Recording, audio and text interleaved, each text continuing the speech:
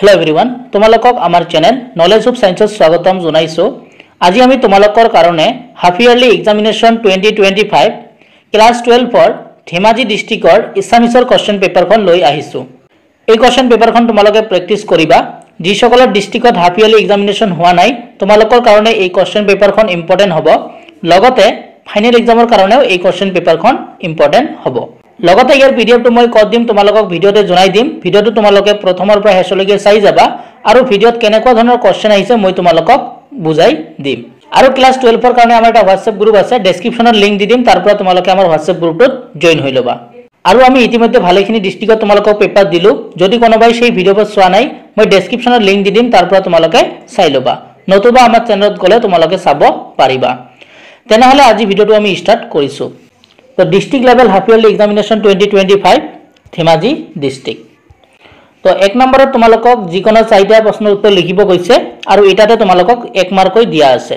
তো ক নম্বৰটো কি দিয়া আছে চোৱা, লক্ষীনাথ বেজবৰুৱাই ৰচনা কৰা এখন ব্ৰঞ্জীমূলক নাটকৰ নাম লিখা। খ নম্বৰ দিয়া আছে অভা উষাৰ সম্পূৰ্ণকৈ লিখা। গ নম্বৰ দিয়া আছে অসমীয়া সাহিত্যত প্ৰথম কথা কবিতা ৰচনা কৰা কবিগৰাকী কোন আৰু ঘ নম্বৰ দিয়া আছে আনন্দৰাম বৰুৱাৰ ক'ত জন্ম হৈছিল। ও नम्बर दिया আছে भारतीय संस्कृतिर मूल आधार की। तो ইয়াত তোমালোকক পাঁচটা দিয়া আছে, যিকোনো চাৰিটা তোমালোকক লিখিব লাগে। তাৰ পিছত 2 নম্বৰত তোমালোকক চোৱা কি দিয়া আছে। 2 নম্বৰত তোমালোকক যিকোনো চাৰিটা প্ৰশ্নৰ উত্তৰ লিখিব কৈছে আৰু এটা কোৱেশ্চনত তোমালোকক 2 মাৰ্ক কৈ দিয়া আছে। তো ক দিয়া আছে মোৰ মাতৃমুখ দৰ্শন শীৰ্ষক পাঠটিত মাতৃ শব্দৰে কাক বুজোৱা হৈছে আৰু কিমান বছৰৰ পাছত মাতৃমুখ দৰ্শন হৈছে। খ নম্বৰ দিয়া আছে কথা কবিতা কাক বলে। গ নম্বৰ দিয়া আছে আনন্দৰাম বৰুৱা কি গুণৰ বাবে পূজ্য হৈ থাকিব। খ নম্বৰ দিয়া আছে কবিতা আৰু কথা কবিতাৰ মাজত দুটা পাৰ্থক্য লিখা আৰু ঙ নম্বৰ দিয়া আছে হস্তিবিদ্যা নাম সাৰ সংগ্ৰহ পুথিখন কোনে ৰচনা কৰিছিল। ইয়াৰ ভিতৰত যেটো তোমালোকৰ ঘ নম্বৰ কোৱেশ্চন আছে এটো মোস্ট ইম্পৰ্টেন্ট কোৱেশ্চন হয়, তোমালোকে এটো ভালকৈ চাই যাবা আৰু এটো বহুতবাৰ পিওয়াইকিউ ৰিপিট হৈছে।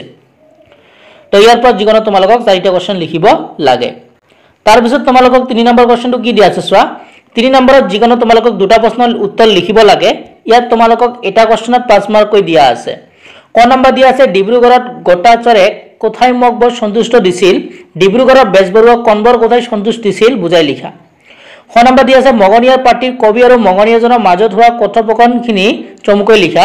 গ নম্বৰ দিয়া আছে আনন্দৰাম বৰুৱাৰ মহৎ আদৰ্শৰাজি আমি কেনেদৰে গ্ৰহণ কৰিব পাৰো বুজাই লিখা। ঘ নম্বৰ দিয়া আছে মংগলদায়ক হাতীৰ লক্ষণ সম্পৰ্কে হস্তিবিজ্ঞানৰ পুথিত থকা বিৱৰণটি চমুকৈ লিখা। ঙ নম্বৰ দিয়া আছে অসমীয়া চলচ্চিত্ৰ শিল্পলৈ জ্যোতিপ্ৰসাদ আগৰৱালাৰ অৱদান সম্পৰ্কে লিখা। ইয়াতে তোমালোকক জনাই দিছো যে আমি তোমালোকক এছামিছৰ টোটাল 3টা পাৰ্টৰ ভিডিও দিছো। এটা হল মগনিয়াৰ, এটা হল বৰগীত আৰু এটা হল চিঠি।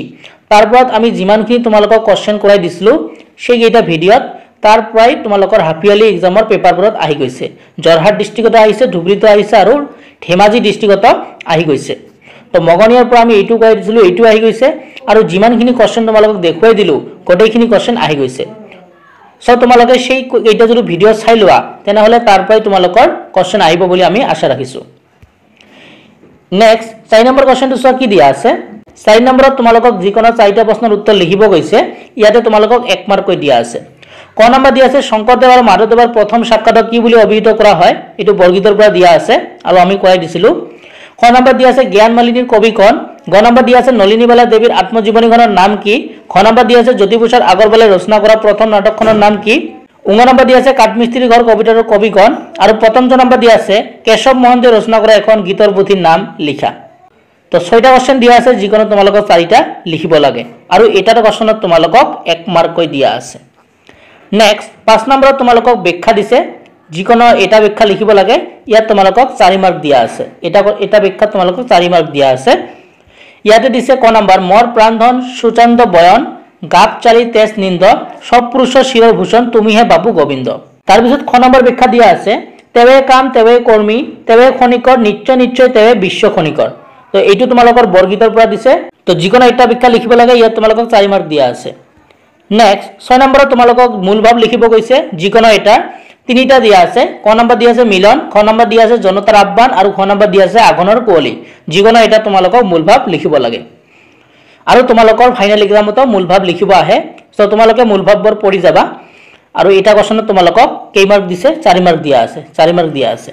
নেক্সট 7 নম্বৰ কোৱেশ্চনত তোমালোকক যিকোনো চাৰিটা প্ৰশ্নৰ উত্তৰ লিখিব কৈছে ইয়াত তোমালোকক 1 মাৰ্ক কৈ দিয়া আছে ক নম্বৰ দিয়া আছে বৰগীতত যিকোনো দুটা বৈশিষ্ট্য লিখা খ নম্বৰ দিয়া আছে সত্য ৰজ তম গুণ কি বুজাই লিখা গ নম্বৰ দিয়া আছে নলিনীবালা দেৱীয়ে আসামৰ নিজান কনক বুলি কাৰ কথা কৈছে খ নম্বৰ দিয়া আছে জনতাৰ আহ্বান কবিতাত কবিয়ে আজি পৃথিৱীৰ আকাশে বতাহে জনতাৰ আহ্বান বুলি কিয় কৈছে খ নম্বৰ দিয়া আছে আঘনৰ পথাৰত কাম আছে কাম আৰু কাম কবিয়ে আঘনৰ পথাৰত থকা কি কামৰ বিষয় ইংগিত দিছে তো এই কিটা কোশ্চেনৰ ভিতৰত তোমালোকক চাৰিটা লিখিব লাগে যত তোমালোকক 1 মাৰ্ক কৈ দিয়া আছে আৰু এই কোশ্চেনবোৰ তোমালোকৰ ইম্পৰ্টেন্ট হয় তাৰ পিছত তোমালোকক 8 নম্বৰত ব্যাকৰণ দিয়া আছে আৰু ব্যাকৰণবোৰ প্ৰায়ভাগ ডিস্ট্ৰিক্টতে সেম ৰিপিট হৈ আছে আৰু সেইবোৰ ব্যাকৰণে তোমালোকৰ ফাইনাল এক্সামত আহা দেখা পোৱা যায় যিবোৰ তোমালোকৰ PYQ প্ৰিভিয়াস ইয়াৰ কোশ্চেনৰ ৰিপিট হৈ থাকে তো তোমালোকক দিয়া আছে ক নম্বৰটো যে প্ৰত্যয় কাক বলে ক্ৰিপ প্ৰত্যয় তদ্বীপ প্ৰত্যয়ৰ সংজ্ঞা লিখি উদাহৰণ দিয়া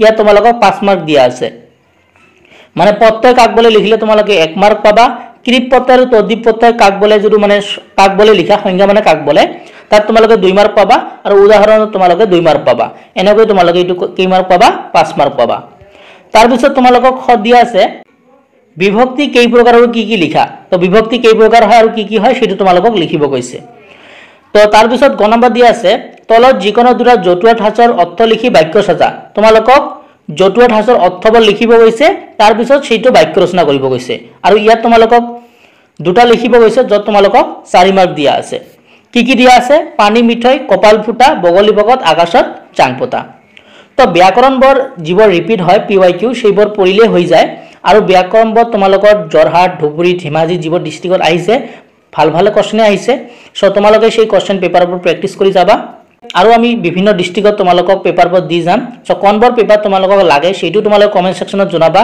আৰু আমি কামৰূপ ডিস্ট্ৰিক্টৰ পেপাৰবোৰ আমাৰ লগত আছে আমি অতি সোনকালে আমি ভিডিও আপলোড কৰি দিম সো যদি কোনোবাই আমাৰ চেনেলটো নতুন তোমালোকক জনাইছো যে আমাৰ চেনেলে তোমালোকক ফাইনাল এক্সামৰ আগলৈকে আমি তোমালোকক সহায় কৰি যাম সো তোমালোকে যদি কিবা ধৰণৰ অসুবিধা পোৱা তেনেহলে তোমালোকে আমাক ক'ব পাৰা আমি তোমালোকক নিশ্চয় সহায় কৰিম আৰু যদি আজি ভিডিওটোৰ পৰা তোমালোকে লাভৱান হলা তেনেহলে তোমালোকে আমাৰ চেনেলটো সাবস্ক্ৰাইব কৰি ৰাখিবা আৰু মই ভিডিওৰ প্ৰথমত যেটো কলো যে ইয়াৰ PDF টো ক'ত পাবা তো ইয়াৰ PDF টো মই আমাৰ WhatsApp গ্ৰুপত দি দিম ডেসক্ৰিপচনত লিংক আছে তাৰ পৰা তোমালোকে জয়েন হৈ লবা তেনেহলে আজি ভিডিওটো আমি ইয়াতে সামৰিছো নতুন এটা ভিডিওৰ লগত তোমালোকৰ লগত পুনৰ দেখা দেখি হম ভিডিওটো চোৱাৰ জন্য তোমালোকক ধন্যবাদ জনাইছো